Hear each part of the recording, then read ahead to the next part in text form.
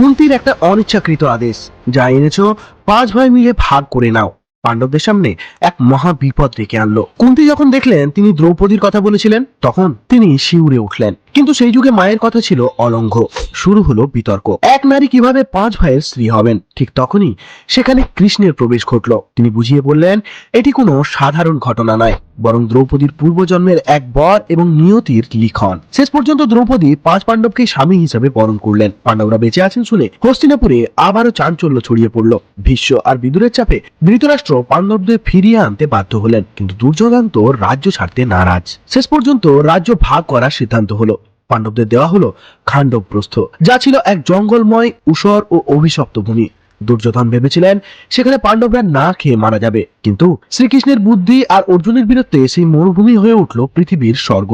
খাণ্ডবপ্রস্থের নাম বদলে রাখা হলো ইন্দ্রপ্রস্থ। পাণ্ডবদের এই উন্নতি দেখে দুর্যোধনের মনে হিংসার আগুন আবার তাও তাও করে জ্বলে উঠল। এবার তিনি পাণ্ডবদের সম্পদ লুট করার জন্য সাহায্য চাইলেন তার মামা শকুনির। শকুনি কোন বিষাক্ত চাল চালতে চলেছেন, আর অর্জুন কেন একা 12 বছরের বনবাসে গেলেন, জানতে দেখুন পরের পর্ব।